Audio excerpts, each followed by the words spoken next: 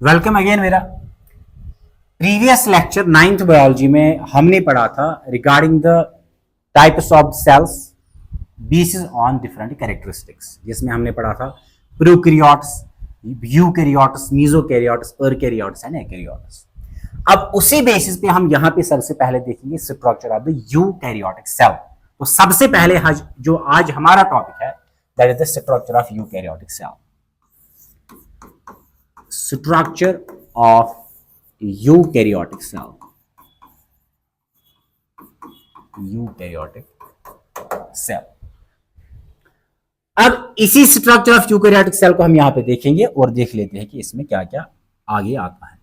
तो ध्यान दो क्या है इसमें। सबसे पहले हम इसमें एक रफ स्केच ड्रॉ करेंगे, आप ये साथ साथ करेंगे। This is the simple structure of the cell. अब प्लांट सेल आप लो या एनिमल सेल या फंगल सेल, कोई भी यूकैरियोटिक सेल का ये बेसिक स्ट्रक्चर होगा।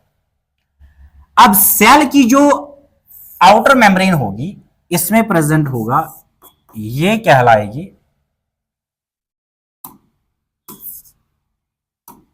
The outer covering of the cell is said to be called cell membrane. But in case of the animal and human cells, this cell membrane is also said to be called plasma membrane,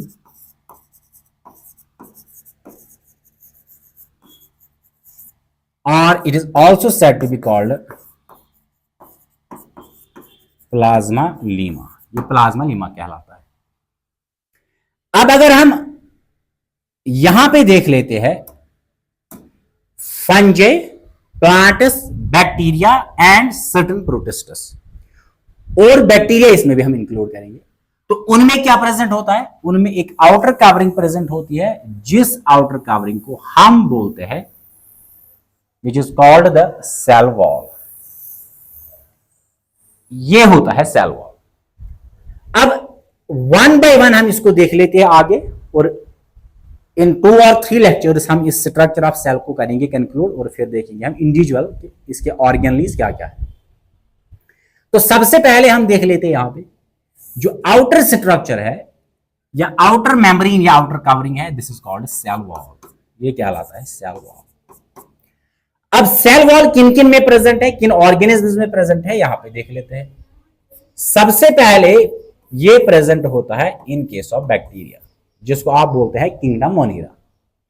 second, ये present है fungi में, ये fungi में present होता है। Third, it is also present in case of the plants, ये plants में present है। Fourth, it is also present in case of algae, जो प्लांट्स में ही इंक्लूड होते हैं but they are being different morphologically. उसके बाद ये प्रेजेंट होंगे किन में? ये प्रेजेंट होते हैं प्रोटिस्टस में। सारे प्रोटिस्टस में नहीं होता है but it may include the some protists, जिसकी बेस्ट एग्जांपल है डायटम्स। ये प्रोटिस्टस है जिनमें सेल वॉल प्रेजेंट है। तो इसी को लेके हम चलेंगे आगे कि इसमें है क्या।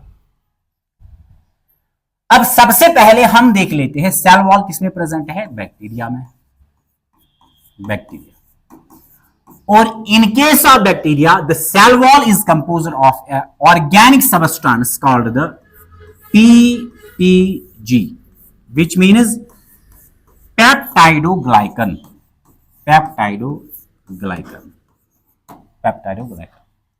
अब पेप्टाइडोग्लाइकन जो है ये खुद बना होता है 2 कंपोनेंट्स का।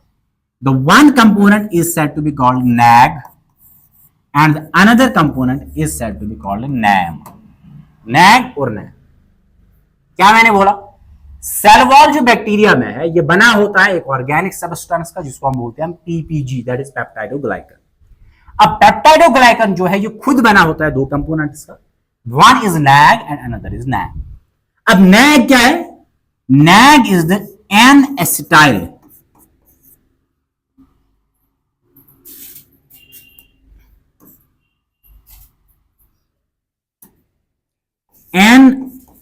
Acetyl glucosamine. ये किसकी है full form? It is the full form of NAG. And what is NAM? NAM is the N acetyl muramic acid, muramic acid. फिर से मैं कह रहा हूं, सबसे पहले हमने देखा जो बैक्टीरियल सेल वॉल है, ये बना होता है एक ऑर्गेनिक सबस्टेंस का जिसको हम बोलते हैं PPG, that is peptidoglycan. Peptidoglycan खुद बना होता है दो कंपोनेंट्स का, one is called NAG and another is called NAG. NAG means N acetyl glucosamine and the NAM means the N-acetyl muronic acid. This is the composition of the cell wall, but in case of the bacteria, ये किन में है? Bacteria में। Second, fungi जो है, fungi में cell wall बना होता है of the organic substance which is said to be called the chitin. ये दूसरी कंपोजिशन है किन में? फंजी में। उसके बाद क्या है प्रेजेंट हमारे पास? Plants and algae. अब प्लांट्स और एल्गे जो है इनमें प्रेजेंट है cell wall. In case of plants में किसका बना होता है? प्लांट्स में ये सबसे पहले बना होता है सेलुलोज का, सेलुलोज का। And what is cellulose? Cellulose is the long chain of the glucose units. Second, इसमें प्रेजेंट होता है hemicellulose. And what is hemicellulose? Hemi means the half and cellulose means the long chains of the beta glucose units. Beta glucose, अब glucose जो है ये exist करता है दो फॉर्म्स में, one is being called the alpha glucose and another is being called the beta glucose. अब इनमें प्रेजेंट होता है बीटा ग्लूकोज। अब सेलुलोज और हेमिसेलुलोज के बाद इसमें और भी कुछ कंपोनेंट्स प्रेजेंट होते हैं, जैसे एक कंपोनेंट इसमें that is called pectin, pectin इसमें होता है, या इसमें और एक सबस्टेंस होगा that is being called the lignin, lignin भी हो सकता है, या इसके अलावा इसमें प्रेजेंट और भी एक सबस्टेंस होगा विच इज कॉल्ड द सुब्रिन। तो ये तीन जो है 5 कंपोनेंट्स, लेकिन इसमें मेजर जो 3 है, पहले 3 ये हर प्लांट सेल में प्रेजेंट होते हैं। अब जो प्लांट सेल्स होते हैं स्पेशली द सिक्लोरन काइमेटस टिश्यूज, उनमें लिग्निन और सुब्रिन प्रेजेंट हो सकता है। तो आर टोटल हम कह सकते हैं प्लांट्स में जो सेल वॉल है ये बना होता है, it have the position of the following component. सबसे पहले सेलुलोज है, what is cellulose? It is the long chain of the glucose units. Second, hemicellulose, it is also the long chain of the glucose units, but with the presence of another side sugar unit called xylose। इसमें और एक sugar present होता है जिसको हम बोलते हैं xylose।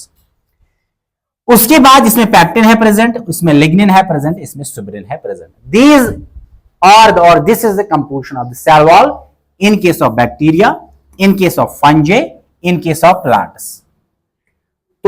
And in case of the fungi, this is the composition of the cell wall in these organisms. अब आगे देख लेते हैं इसमें क्या है।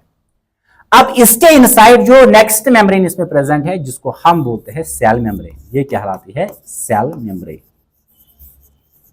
ये सेल मेम्ब्रेन कहलाती है। अब सेल मेम्ब्रेन जो है ये इसकी कंपोजिशन क्या है हम यहां पे देख लेते हैं। सेल मेम्ब्रेन, सेल मेम्ब्रेन जो है इसमें मेजरली 3 कंपोनेंट्स होते हैं। It have the position of the 3 components. Structure हम इन डिटेल देखेंगे टॉपिक बाय टॉपिक। जब हम हर एक मेम्ब्रेन या हर एक ऑर्गेनल को पढ़ेंगे तो वहां पे फंक्शंस, मॉडिफिकेशंस, डिटेल्स जितने भी होंगे वो हम सब पढ़ेंगे, लेकिन यहां पे हम जनरल व्यू हम लेते हैं किसका? स्ट्रक्चर ऑफ सेल का।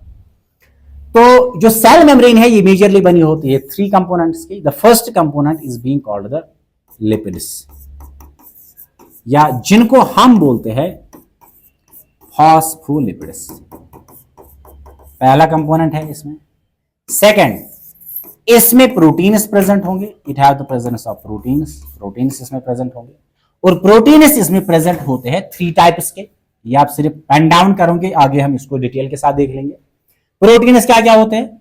सबसे पहले इसमें होते हैं रिसेप्टर प्रोटीन्स, ये पहला प्रोटीन है, और इन्हीं रिसेप्टर प्रोटीन्स को हम दूसरा नाम बोलते हैं पेरिफेरल प्रोटीन्स, पेरिफेरल प्रोटीन्स, या इनको हम बोलते हैं कैरियर प्रोटीन्स। सेकंड, इसमें और एक प्रोटीन प्रेजेंट होता है, ये पहला प्रोटीन था, ये सेकंड प्रोटीन है, and the second protein present is integral proteins, integral proteins, ये दूसरा प्रोटीन इसमें प्रेजेंट है। थर्ड, इसमें प्रेजेंट है next protein which is called transmembrane proteins. Transmembrane proteins.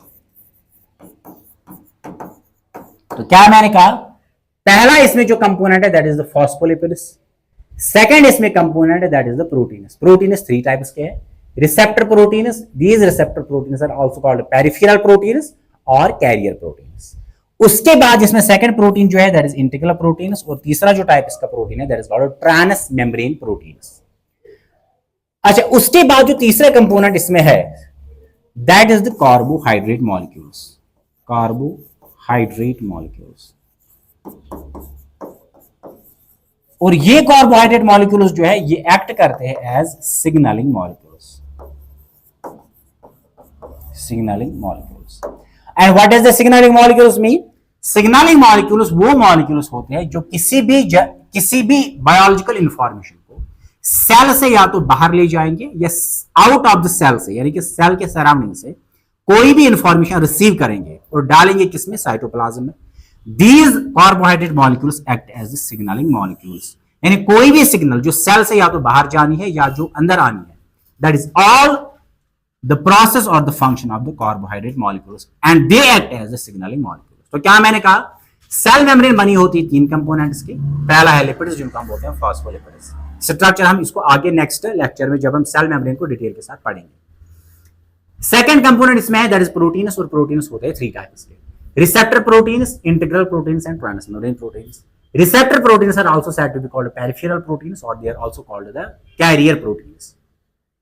उसके बाद तीसरा जो इसमें है that is the carbohydrate molecules and carbohydrate molecules act as the signaling molecules। कोई भी सिग्नल जो पास करनी होगी वो कौन करेगा? यही कार्बोहाइड्रेट मॉलिक्यूल्स। अब फंक्शन इनका क्या है?